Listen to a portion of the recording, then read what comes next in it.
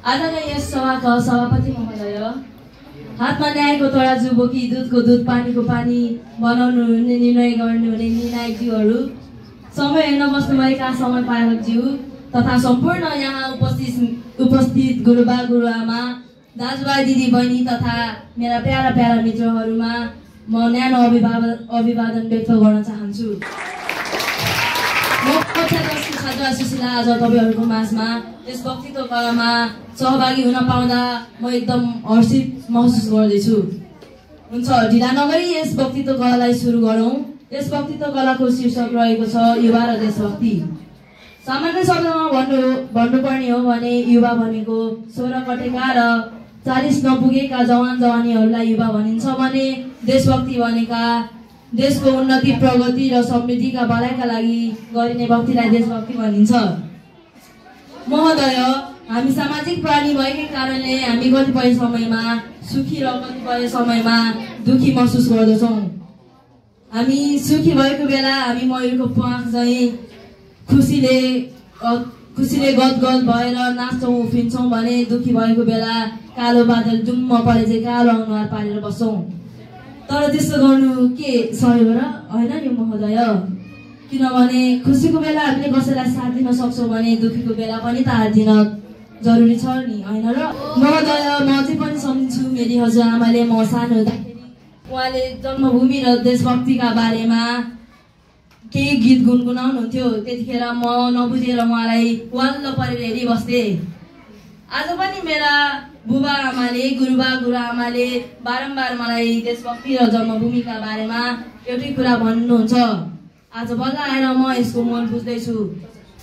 महोदय, इतिहासका पाना पल्टाएर हिँड्नुपर्ने हो भने हरेक भित्ताको रेखाहरूमा लेखिएका रेखाहरू नै हाम्रो युवाका रगतले कोरिएको हो। महोदय, सामान्य शब्दमा भन्नुपर्ने हो भने युवा बिना देश बन्दैन। युवा बिना देशभक्तिको राज्य बन्न गाह्रो छ। जसरी भनिन्छ नि हामीलाई हाम्रो शरीरको लागि पानी महत्त्वपूर्ण छ, त्यसरी नै हामीलाई हाम्रो देशको लागि युवा महत्त्वपूर्ण छ। महोदय, परिवर्तन केवल मस्तिष्कको छ जहाँ नयाँ नेपालको कल्पना गर्न सकिन्छ। केवल एक मुस्कानको छाप छ जहाँ हरेक नेपालीहरू खुसीले गदगद भएर रमाउने गर्छन्। केवल एक शुद्ध मनको छ जहाँ हरेक देशभक्ति आफ्नो देशको लागि अगाडि बढ्न सक्छन्। केवल एक शुद्ध पाइलाको छ जहाँ हरेक नेपालीहरूले नकिचकिचाइकन आफ्नो पाइला अगाडि चाल्न सक्दछन्।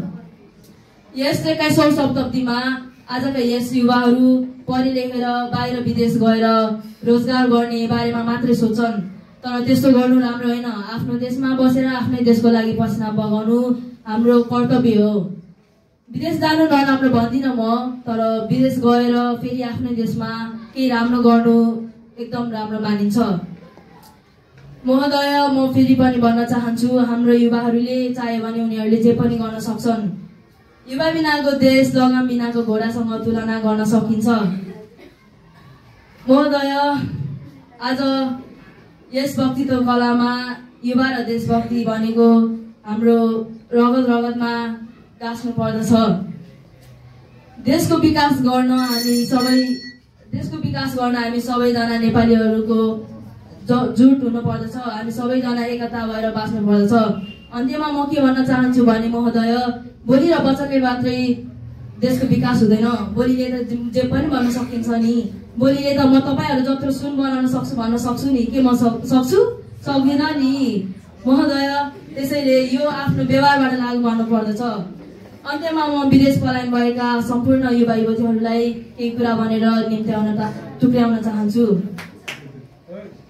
विदेशमा पसिना मेरो झट्टै पुसिदेला मेरो देशको छायाले, पसिना मेरो झट्टै पुसिदेला मेरो देशको छायाले। विदेश पलायन भएका युवा युवती हो, फर्किहाला आफ्नै देशको मायाले। शुभ दिन, धन्यवाद।